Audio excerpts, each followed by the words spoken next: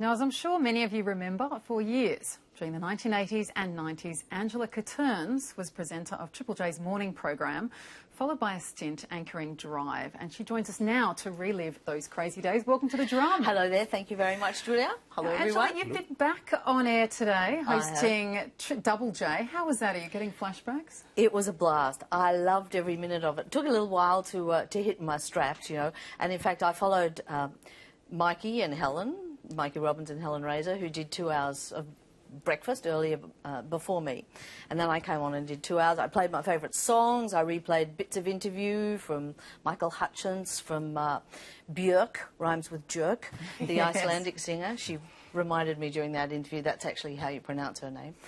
It was a blast. I loved it. I absolutely loved it. I didn't want to come off. So looking back now and seeing that footage that we just saw, to when it started off, this completely different cultural environment, but also physical environment. I mean, it was over in King's Cross, you know, the drug dealers, there are, you know, streetwalkers. How did it seem then? So I wasn't there 40 years ago, Julia. You know, I was still... It's still a base. No, I understand that. That's right. It was 84 that you began. Yeah, that's right. So yeah, how was that? So well, it was a bit of a shock, I have to say. And the whole thing, as you say, it was on William Street, King's Cross. The rest of the ABC was up the road on Forbes Street. So this was the enfant terrible, and no one really knew that this was actually part of the ABC for a start. The whole thing was run like a workers' collective. You know, you'd have these endless sort of station meetings. You know, if someone had a grievance, then you know we'd all have this huge station meeting and everyone would be lounging around on the floor and slumped against the walls, and everyone had a say, but at least everyone felt listened to. That was 8 hours, I think, in your speech. Yeah, that's right. Saturday night, an 8-hour meeting. They didn't really achieve anything, they didn't change anything, but I think at least people, you know, at least felt that they'd been heard. Right. Did ABC management kind of view you as separate as well? I mean, you've already...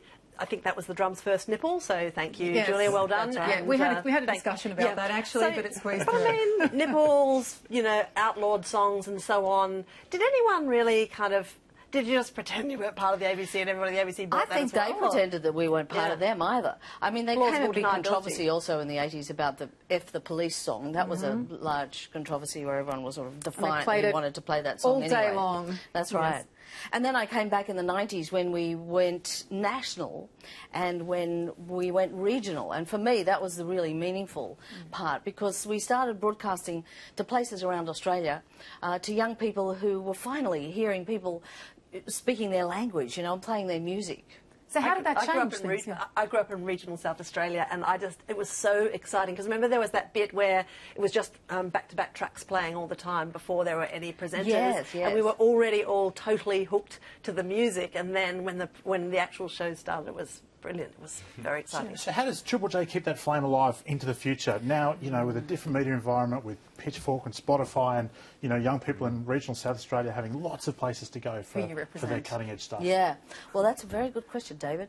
I don't really have the answer to that. And I think over the years, you know, the whole culture has become more corporatised. You know, youth culture was previously... So the 8-hour meetings are gone? The 8-hour meetings are gone, exactly. You know, there's money. We've got to consider the money. We've got to consider the audience. We've got to consider all sorts of things.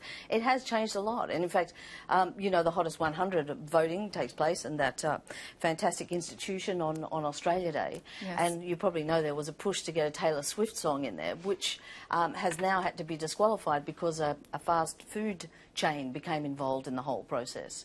So what would you have thought if that had been voted in? Wouldn't have bothered me, to tell you the truth. It's not an offensive song, and you know, it's a bit of a gag. So is it snobbishness pushing back on it? Yeah, maybe. Really? Do you think that would be like the new cutting-edge sort of counterintuitive rebellion? How radical! You just like me because I'm good in bed. Taylor Swift. No longer niggas with attitude. We've got Taylor Swift. That is interesting, because I thought the qualification for Triple J was that it had to be offensive, and now we're saying, well, it's not offensive, so it fits. Look, I just wonder whether, you know, Triple J broke all that new ground early on, but it's now very much part of Australia. It has a large listening audience.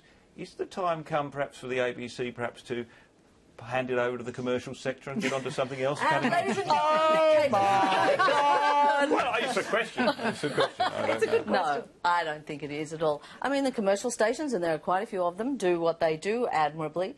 There's still a lot of music that they don't play. They still adhere to these playlists, very narrow playlists, a lot of repetition, that kind of thing. No, there's absolutely still a role for Triple J. They, pride themselves on music now. They say it's all about the music, and I think there's still room for them to reflect on youth culture as well, most assuredly. Now, when you used to finish your shift on the morning show, I think Andy Glitcher came in and presented after you, and the two of you had a little ritual together. Is Thanks that right? so much, Julia. She's outing me here. Andy used to put on a big... Andy used to put on he presented a fantastic program called The Griff Train.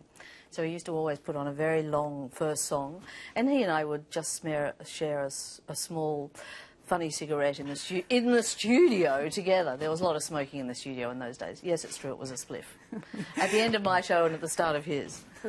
Now, but can you tell us about some of your favourite... Who was the most fun person to interview? Oh, that's such a hard question. Is it I'm Michael sure Hutchence, or was that the moment? Was that a crucial moment when you spoke to him? It was fun. I had actually interviewed the band, so this was just after they'd, In Excess had recorded their last album, which was called Elegantly Wasted. And the band came back from England, and I had the band in the studio, and we had a hoot of a time. We had such fun that word got back to Mikey, Michael Hutchence, as they call him, and he insisted on coming in as well when he came back from the UK. So he came into the studio with Paula and Tiger Lily, and I had a wonderful interview with him too, and sadly, as you say, I think it was his last, or one of his last. And what struck you about what he said? I mean, I know you replayed some of that today. He just loved being a father. He loved being a family man. And I actually think that's what broke him in the end. It was very difficult. There was a custody dispute with her partner, Bob, and her former partner, Bob, and I think that's what broke him in the end. He couldn't actually get the family to come out for that Christmas. That was what really, really upset him. I guess one of the great things to observe, as we've seen the celebrations over the last few days, is just the sense that it was such a community and such a family sense to it. Like, the people who work there, really, it's a strong part of their identity. Absolutely. And, I mean, what's not to love about working at Triple J? What a blast, what a privilege it was. It was such an exciting job, and we're all really lucky to have had it.